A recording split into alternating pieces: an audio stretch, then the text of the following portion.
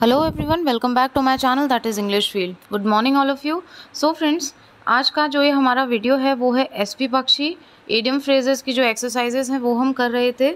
और एफ जो एक्सरसाइज थी वो बुक एक्सरसाइज उसका थर्ड पार्ट है, क्योंकि उसमें 40 क्वेश्चंस थे, इसलिए एफ एक्सरसाइज के आपको पार्ट वाइज वीडियो मिलेंगे। डिस्क्रिप्शन में है, आप देख सकते हैं। और आपका अगर कोई भी वीडियो मिस हो गया है तो I will provide you link in description box. तो चलिए विदाउट मेकिंग एनी डिले देख लेते हैं। ये आज की लास्ट एक्सरसाइज है, इसके बाद में एक्सरसाइज जी हम करेंगे। So our first question is means question number 30 से हम स्टार्ट करेंगे, बाकी हम ऑलरेडी कर चुके हैं। Make the best of a bad bargain. Bad bargain होता है। अच्छा, एक चीज़ इसमें मैं हर वीडियो में आपको बताया, लेकिन अगर कोई फर्स्ट टाइम देख रहा है तो उसे भी इस चीज़ की नॉलेज हो जाए। जहाँ पे आपको कोई सेंटेंस नहीं दिया होता, जैसे कि इडियम फ्रेजेस सेंटेंस में यूज़ करके दिए हुए होते हैं, तो आप उसका आइडिया लगा लेते हो कि उसका मतलब क्या होगा, उसकी मीनिंग प्रिडिक्ट कर लेते हो, देख लेते हो, उसे एक समझ आ जाती है कि हाँ भाई इसका ये आंसर हो सकता है, अगर एग्जैक्ट आपको नहीं पता है।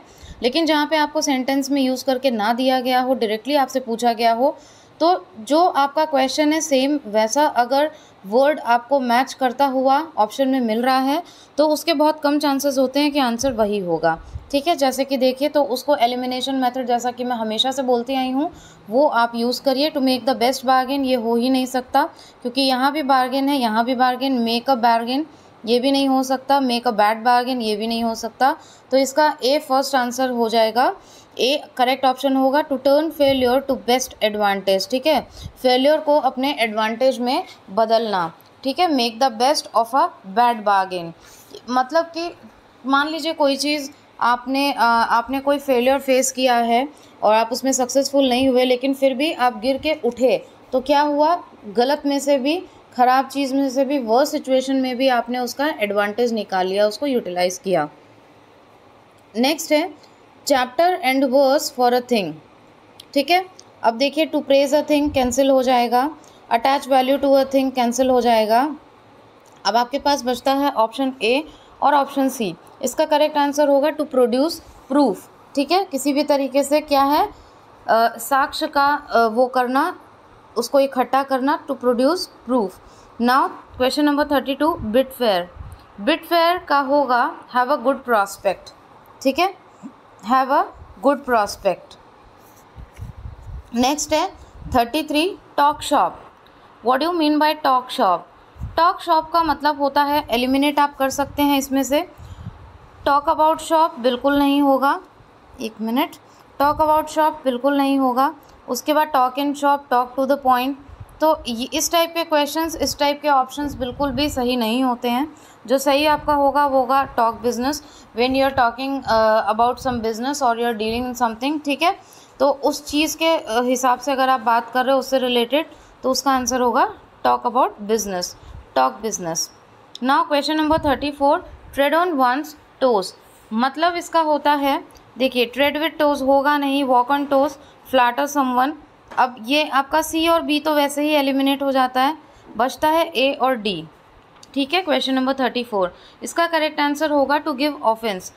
What you mean by to give offence? मतलब किसी को जब आप ऑप्रेसिवली ट्रीट करते हो, किसी को दबाते हो, मतलब कि आप उसके ऊपर अपनी धौंस जमाते हो। ठीक है, किसी को हार्शली ट्रीट करते हो, ऑफेंस करते हो, ऑफेंड करते हो, तो to give offence is the correct answer. Now carry the can. What do you mean by carry the can? Carry the can होता है एक्सेप्ट द ब्लेम। कोई भी ब्लेम है, मान लीजिए आपने कोई गलती की है, तो उसको आप एक्सेप्ट करने का करेज रखते हो, उसको एक्सेप्ट करते हो, तो that is carry the can. बहुत कम लोगों में वो करेज होता है। बहुत से लोग अपनी मिस्टेक को नहीं एक्सेप्ट करते कि हमसे ये गलती हुई है। ठीक है, नेक्स्ट देखिए 36, टेक टाइम बाय द फॉरलॉग। ठीक है, टेक टाइम बाय द फॉरलॉग। अब बाकी तो आप इसमें से एलिमिनेट कर सकते हो। फॉरकास्ट टाइम है, ये बिल्कुल नहीं होगा। फॉरकास्ट ऑन इवेंट, ठीक है, टॉक वंस ओन टाइम, इस टाइप के ऑप्शंस बिल्कुल भी नहीं होंगे, इसलिए एलिमिनेशन मेथड पे ज़रूर ध्यान दीजिएगा। और जो डी है वो इसका करेक्ट आंसर निकल कर आता है, prepare for action before time. ठीक है, प्रिपेयर फॉर एक्शन मतलब कि समय आने से पहले ही चीज़ें आप प्लान करके रखो। जैसे हमेशा मैं आपको बोलती हूँ कि you are waiting for notification, that's quite obvious, ठीक है, नोटिफिकेशन चाहिए सबको कि कब वैकेंसी आ रही है, बट बिफोर टाइम अगर आप नहीं जगे, अलर्ट नहीं हुए, if you have not prepared well, if you have not planned well rather, तो फिर चीज़ें कॉम्प्लिकेटेड हो जाती है। इसलिए एक्शन पहले से ही लेना चाहिए, जबकि एकदम सटीक टाइम आ जाए उससे पहले से ही आपको प्रिपेयर्ड रहना चाहिए। क्वेश्चन नंबर 37 देखते हैं, ऑल अगब, ठीक है, तो इसका मतलब होता है restless, very excited, very anxious to know something, restless. Now the last question number 38, toe the line, what do you mean by toe the line? Cross the line होगा नहीं, मार्क द लाइन होगा नहीं, hit on the toe होगा नहीं, ठीक है, क्योंकि ये सेम मैच कर रहे हैं। तो इसका जो करेक्ट आंसर होगा वो होगा follow others, when you follow others. वैसे रियलिटी ये है कि you should not follow everyone, like you should be yourself what you are, because आप में जो क्वालिटीज़ हैं, the way your mind is reading and the way others mind is reading, दोनों में हमेशा डिफरेंस रहेगा।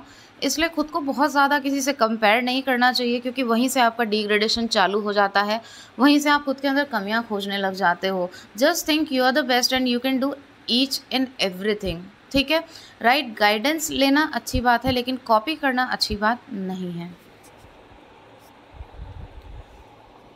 अब जो आपका क्वेश्चन नंबर 39 है वो देख लेते हैं, थ्रो अप वंस कार्ड, ठीक है।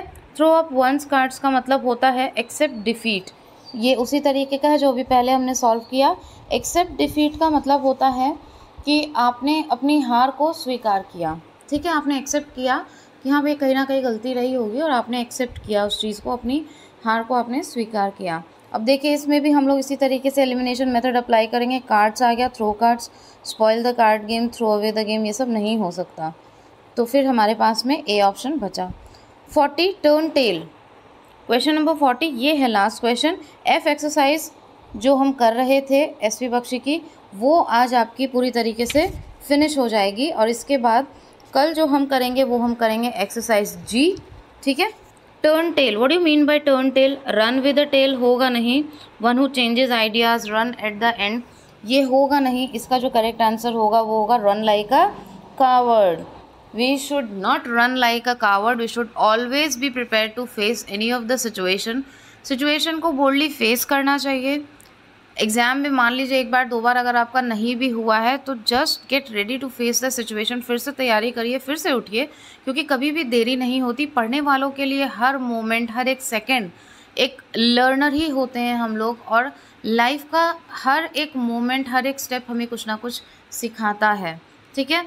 तो never give up and run like a coward इसका करेक्ट आंसर होगा। इस तरीके से अगर आप 1 से 2 बार वीडियोस को देखते हैं तो बहुत अच्छी तरीके से ये सारी चीज़ें आपकी तैयार हो जाएगी। और मैं वोटिंग करवाऊंगी कम्युनिटी पोस्ट में, तो उसमें ज़रूर बताइएगा कि इसके बाद आप कौन सी एक्सरसाइज देखना चाहते हैं, या फिर एसपी बख्शी से ही हम वोकैब और एक्सरसाइजेस कंटिन्यू रखें। ये मटेरियल आपको फ्री ऑफ कॉस्ट मिल रहा है। अगर आपने सब्सक्राइब नहीं किया है तो then please do subscribe the channel, जिससे आपकी अच्छे से प्रिपरेशन हो सके और हमारा भी जो हार्डवर्क है वो भी जस्टिफाई हो सके। इसलिए ज़्यादा से ज़्यादा इसको शेयर करिए जिन लोगों को इसकी ज़रूरत है, और अच्छे से तैयारी करिए। Thank you so much for watching and giving your precious time. Stay tuned for another video. Thank you.